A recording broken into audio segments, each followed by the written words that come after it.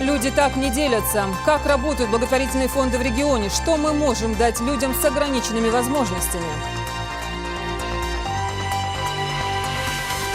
Творчество сегодня в цене. В Малгобеке прошла благотворительная акция. Собрали более 300 тысяч рублей.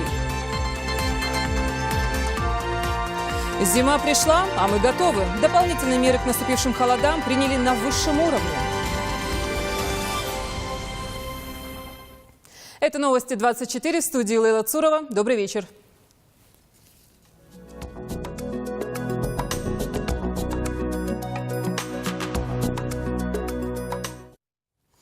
Они любят жизнь, и их возможности безграничны. Сильные духом и знающие цены крепкому здоровью в центре внимания. Сегодня День людей с ограниченными возможностями. То, как многие из них превращают выпавшие на их долю испытания в еще одну возможность самореализации, вызывает восхищение. О силе характера, потенциале и желании жить. Репортаж Индиры Манкиевой. Багаудин Цычоев работает в Малгобекской больнице почти 4 месяца. Он массажист. Окончил Кисловодский медицинский колледж и сразу вышел на работу. Цычоев потерял зрение в результате теракта в 2009 году. Покушение было совершено на его брата, но в этот момент в машине оказался он. Смотрю, отец спит. Думаю, сам поеду, быстро поставлю и уже оттуда уже на работу собирался. Брат, ребенок болел у нас, надо было к врачу отвезти. Он собирался его отвезти, а я, в свою очередь, вышел, завел машину. И выехал я. Проехал метров 50, наверное, и раздался взрыв. После взрыва Багаудина отвезли в Малгобекскую больницу, а после в Краснодарскую, где его прооперировали. Была еще операция в Уфе. Я встретил ребят, которые учились в Кисловодске на массажиста там, и рассказывали, как там вообще хорошо, вообще, как слепые, в принципе, такие беспомощные, на первый взгляд, люди обходятся вообще, в принципе, в совершенстве, могут владеть и специальностью конкретно данной, и вообще своей жизнью стоять, в принципе, твердо на ногах. И работать, жить, развиваться. Багаудин решил поступить в колледж, но для этого пришлось перебороть страх и неуверенность. 4 июня 2010 года произошла вторая трагедия в жизни Багаудина. Погиб его старший брат. Для меня словно жизнь просто остановилась, и какое-то развитие в жизни для меня к тому времени были абсолютно бессмысленными, потому что тогда я точно думал, все уже, ничего не будет, просто ждать своего конца и все. Родители и друзья не дали опустить руки, и Цычоев все же поступил в колледж. Багаудин проучился в колледже 3 года. Закончил в этом году и сразу же вышел на работу. На работе Багаудина все хвалят и восхищаются им. Очень воспитанный молодой человек, на редкость. Самое главное, несмотря на то, что он относится к категории людей с ограниченными возможностями, по нему этого не скажешь. Он участвует полностью и в жизни коллектива, и в жизни больницы. Если мы даже иногда забываем о том, что он у нас практически не видит. Не то, что практически не видит, старается даже меньше всего это проявлять. Это очень достойно уважения. Родители Багаудина, вспоминая черную полосу своей жизни, не могут сдержать слез. Они до сих пор помнят даже точное время прогремевшего взрыва – 15 минут 9. Сейчас у Багаудина своя семья. Жена, которая во всем ему помогает и поддерживает, которая работает вместе с ним.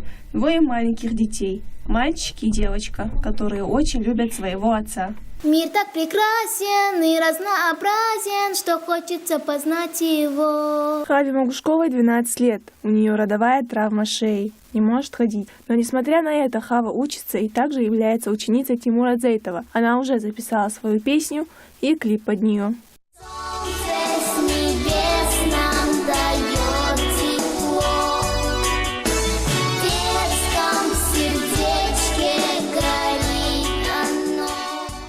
Хава мечтает стать фотографом и поехать в Нью-Йорк. И у нее много друзей, как из музыкальной школы, так и из школы дистанционного обучения. У меня меня вот из музыкальной есть, у меня там очень много друзей. Все те, кто там поет, да, они мои уже друзья, как бы мы друг друга поздравляем. У меня также есть одноклассница, она мне была как бы уже мы через компьютер как бы общаемся с ней. Она тоже не ходит, Албагачиева Джамиляка, но она уже начала ходить одной костылью, я за нее рада, потому что она очень много трудилась, старалась. За ней ухаживает старшая сестра Ася. Она помогает Хаве во всем. У нее левая нога отсталая от правой. И очень больно бывает, но она терпит, не плачет. Я даже удивляюсь, как от такой боли можно не плакать. Она держится. Потом я ей помогаю ходить. Она научилась уже сама ходить в них. Сейчас уже сама ходит. Старается в них ходить сама. Она устает.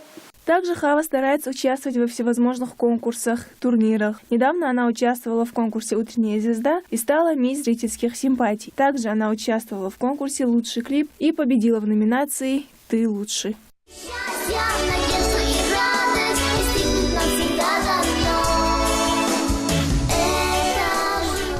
Индира Манкиева, Муса Хамхоев, Новости 24. Люди так не делятся. О том, что здоровье, или точнее его нехватка, не может стать поводом для обособленного или равнодушного отношения окружающих, говорили сегодня на главном мероприятии дня в Доме культуры Назрани. Каждый из нас должен обратить внимание на проблему людей с ограниченными возможностями. Насколько защищена эта незащищенная категория людей, как работают благотворительные фонды в Ингушетии. Репортаж Лейлы Гасяновой. Перед собравшимися, это более 300 детей с ограниченными возможностями, выступили творческие коллективы ингушской эстрады.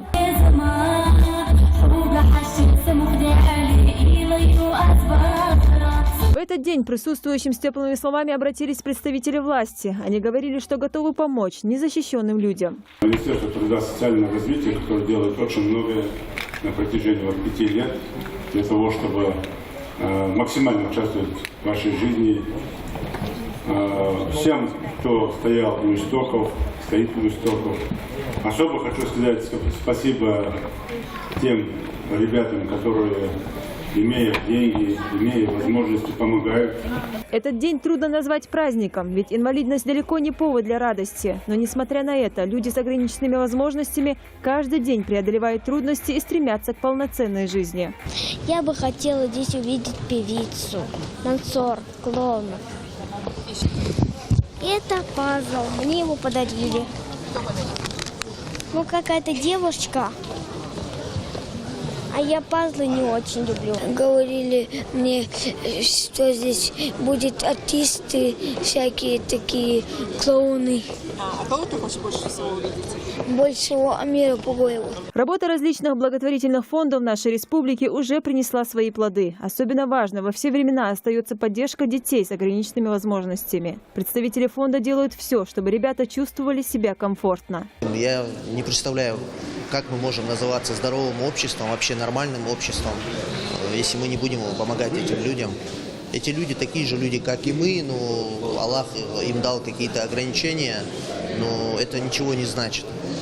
Это на нас еще больше обязывает помогать этим людям, уделять им внимание. Если наши силы не доходят, и мы не всегда знаем, где какой инвалид, и практически финансово мы не можем, не только физически, везде успеть. Я призываю это население, чтобы они сами посетили своих соседей или ребенка или родственников. Тем не менее, положение этой незащищенной группы людей продолжает оставаться непростым. По сравнению с мегаполисами, где созданы все условия для комфортной жизни, в небольших городах не хватает некоторых элементов, таких как доступность общественного транспорта. Из-за этого они не часто появляются на улице, проводя все свое время дома. Поэтому особенно важно бывает для них отношение окружающих. У меня девочка болеет с рождения, у нее заболевание ДЦП. Ей оказывают, конечно, посильную помощь, постоянно нам оказывают помощь. Мы проходим курс лечения в реабилитационном центре. Каждый год, можно даже сказать, какие-то организации нам предоставляют подарки. Таких людей смело можно назвать сильными, которые, несмотря на то, что их возможности ограничены, все равно добиваются своих целей. Лейла Гайсанова, Адам Даурбеков, Магомед Дидигов. Новости 24. Сегодня почти во всех городах Ингушетии прошли благотворительные акции. Благодаря инициативе руководства РОС и Ингушнефти в течение месяца специально к сегодняшнему дню провели так называемый творческий сбор. В деньги превращались ум, смекалка, способности и умелые руки. Только в Малгобеке собрали более 300 тысяч рублей. Фатима Кариева о благородных средствах. На мероприятии присутствовали представители Роснефти и Ингушнефти, учащиеся гимназий Малгобека и Карабулака, которые подготовили для детей интересные выступления.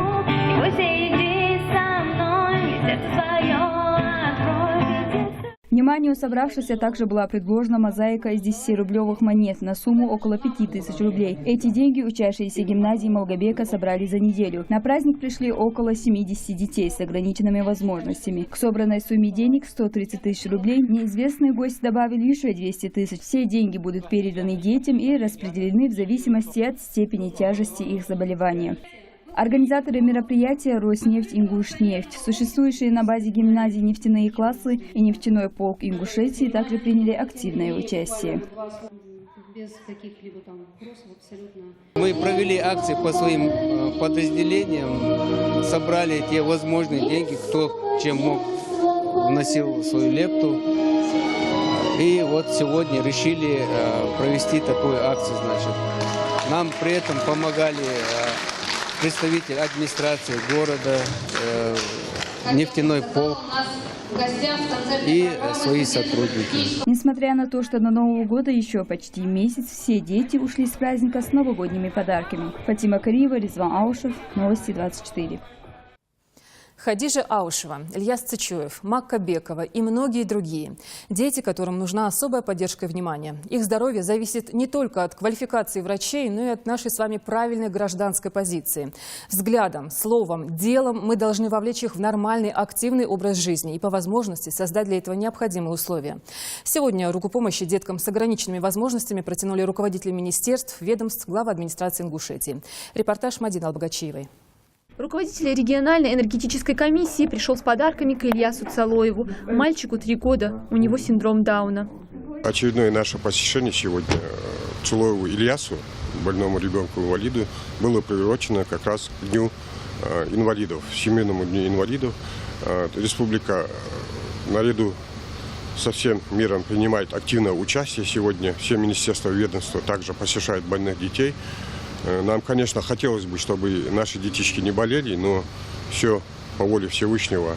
Нам только остается уделять им максимум внимания подарками и своей заботой. Подарки от Министерства финансов Ингушетии вручили Макке Бековой. У девочки последствия перенесенного менингоэнцефалита. Макке 3 года, она до сих пор не разговаривает. Несколько месяцев она лежала в коме, недавно пришла в себя. Сотрудники министерства пожелали девочке выздоровления. Семья ребенка поблагодарила их за оказанное внимание. А сотрудники управления Федеральной службы судебных приставов посетили дом-интернат для социально незащищенных детей. Пришли они тоже не с пустыми руками, а принесли с собой подарки и сладости. Мадина Албагачиева, Ильяс Дасхоев, Новости 24.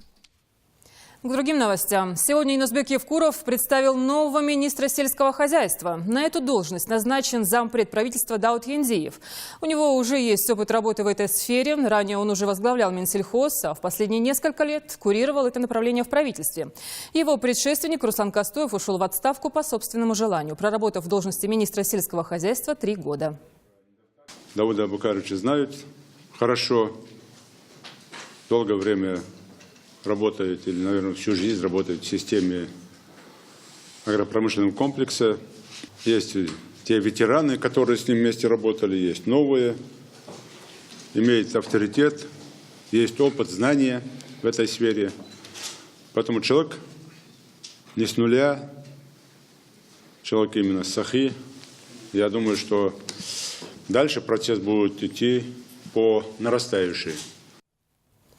То природное явление, которое мы наблюдаем сегодня, первый добротный снег, помимо естественного восторга, вызывает и настороженность, особенно у работников коммунальных служб, сотрудников полиции и ГИБДД. Издержки их профессии, снежные заносы, гололед, аварийные ситуации. В Магасе в минувшие выходные по этому поводу прошло совещание под руководством исполняющего обязанности председателя правительства Республики Ингушетия Магомеда Бекова. Куда обращаться при разгуле природной стихии и чрезмерной активности неосторожных жителей? Узнаем у Амира Цычоева. Начальник гидрометеослужбы предупредил, что 3 декабря в горной части Ингушетии ожидается понижение температурного режима до -8 и сильные осадки. Также отметил, что по предварительным прогнозам январь и февраль в этом году будут холоднее, а март теплее, чем обычно. Что же касается туристической обстановки в горах, погода в этом году позволит в полной мере насладиться новой горнолыжной трассой. Замначальник Ингуш-Автодор Абукар Миржоев доложил о том, что дорожные службы заготовили песчано-соляную смесь в качестве гололедного покрытия. Неделю назад соответствующие службы перевели всю технику на зимнюю резину. Также определены опасные участки дороги, за каждым из которых закреплена дежурная группа. Все необходимые мероприятия по подготовке к зиме 2012-2014 готовы. Мы закупили подведомственное предприятие, ДЭО закупило все необходимое количество песчано-солевой смеси. Создана горячая линия, тоже к населению хотелось бы обратиться по любому поводу ситуации, нештатной ситуации на дорогах. Это то ли гололед, наледь, обильный снегопад или иные случаи. Обращаться по телефону, это у нас круглосуточный будет, по телефону 960 432 87 92. Это единая горячая линия. Председатель УГИБДД продиктовал номер горячей линии дежурной части, на который граждане могут обратиться по всем фактам непринятия мер по устранению снежного покрова. 22 16 57. Я еще напомню о том, что для вызова экстренных служб, в том числе и пожарной охраны, существует единый номер. Это 112 мобильного телефона можно набирать. 112 с мобильного телефона, а с домашнего, если... С домашнего 01. 01. Да, ни в коем случае не 102, не 103. Это 112. 112 телефон МЧС, хорошо.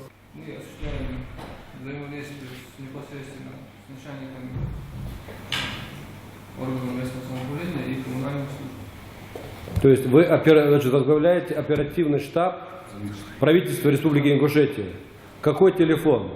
По какому телефону должны звонить жители республики? Телефоны горячей линии размещены на официальном сайте. Да, ну озвучьте его просто. Национальный Да. телефон 55 14 23. 55 14 23. И так. Мобильный телефон, телефон 928 так. 747 75 44. 928 747 75 44. Он круглосуточный телефон. Да, телефоны работают круглосуточно. И стационар тоже круглосуточный, да. Жалобы от населения принимаются круглосуточно. Начальник УЖКХ Мустафа Катиев заверил, что все 8 котельных работают в полном объеме, с учетом того, что отопительный сезон в этом году был открыт раньше обычного. Что же касается трассы М-29, по вопросам и жалобам на всей ее протяженности можно обратиться по горячей линии, которая работает круглосуточно. 8 962 645 2047. А к водителям участники совещания обратились с просьбой перевести своих железных коней на зимнюю резину, соблюдать правила скоростного режима и не забывать, что, садясь за руль, каждый водитель отвечает не только за себя, но и за других участников дорожного движения. Амир Цычоев, Гапур Чахкиев. Итоги недели. Большие очереди в пунктах приема платежей препятствуют своевременной оплате за коммунальные услуги. О сложившейся дефицитной ситуации с терминалами говорили сегодня в правительстве Ингушетии. Совещание провел исполняющий обязанности премьер-министра Магомедбеков. Вместо запланированных 10 терминалов из компании «Газпром Межрегионгаз Пятигорск» в ноябре в республику поступил только один. Что касается мер, то сейчас компания и республиканский многофункциональный центр готовятся подписать соглашение, которое позволит заключать договоры с МФЦ и вносить платежи по принципу одного окна. Комиссия при этом будет взиматься незначительная. Ну а к злостным неплательщикам будут применять крайние меры.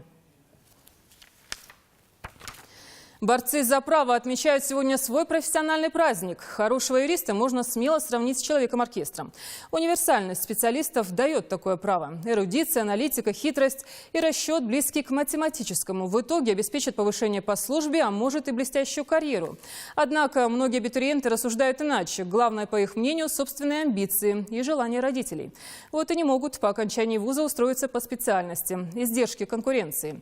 Слово Зареме Евлоевой, кстати, тоже выпускница юрфака.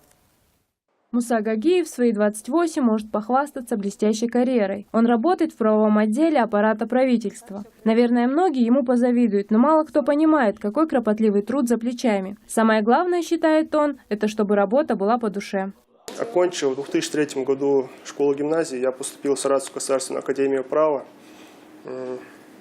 и обучался 5 лет на факультете следственно-криминалистическом с отличием. Устроился на стажировку в Назранский районный суд Республики Ингушетия. Стажировка моя проходила где-то около 4 месяцев.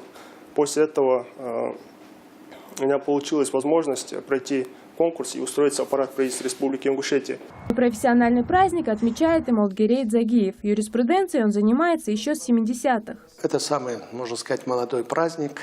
Это профессиональный праздник определенной группы или даже прослойки общества, связанные с необходимостью, так скажем, стимулирования, что ли, вот этой группы людей, которые называют себя юристами. Юрист должен мыслить, должен ориентироваться в этом законодательстве, он должен прекрасно понимать, что незнание права, незнание норм права может привести к нарушению прав и свобод человека и гражданина.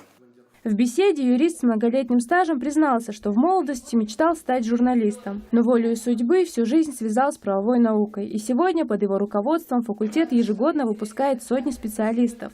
Мы в среднем выпускаем свыше 300 человек ежегодно. Впрочем, в юриспруденции есть такое понятие, как общеизвестные факты. И сегодня под этот термин легко ложится осознание того, что ежегодно юристы пополняют армию безработных. И такая тенденция отмечается по всей стране. Как подчеркивает глава Совета Ингушского отделения Ассоциации юристов и председатель Конституционного суда республики Аюб Гагиев, проблема перенасыщения рынка труда дипломированными юристами стоит очень остро. И количество не всегда говорит о качестве.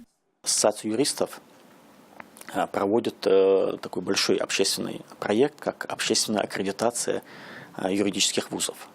В чем смысл этого проекта? В том, чтобы именно юридическое сообщество, само профессиональное сообщество, дало оценку тому, как готовятся, насколько качественно готовятся юридические кадры в наших вузах. Именно юристам бывает сложно трудоустроиться. Подтверждением тому списки в Центре занятости, где в большинстве своем граждане с дипломами юридических факультетов. Если бы сегодня передо мной стоял бы выбор, то я бы не пошла бы на юридический факультет, потому что юристов много, а работы мало. 5 лет отучилась на юридическом факультете и искала работу, не смогла трудоустроиться, вот поэтому, чтобы не сидеть дома, я вышла на работу менеджером в магазине. Зачастую в выборе дела всей жизни главную роль играют родители, которые хотят видеть свое чадо на руководящей должности. Но выбирая будущую профессию, нужно учитывать и то, насколько она востребована, и то, какую конкуренцию придется выдержать, чтобы получить работу. Зарема Ивлоева, Суланбек Аздоев, Новости 24. Это все новости на сегодня. Ну а сразу после нас в прямом эфире пилотный проект нашего телеканала. Журналисты НТК зададут острые вопросы председателю комитета по туризму Станиславу Арестову. Не пропустите.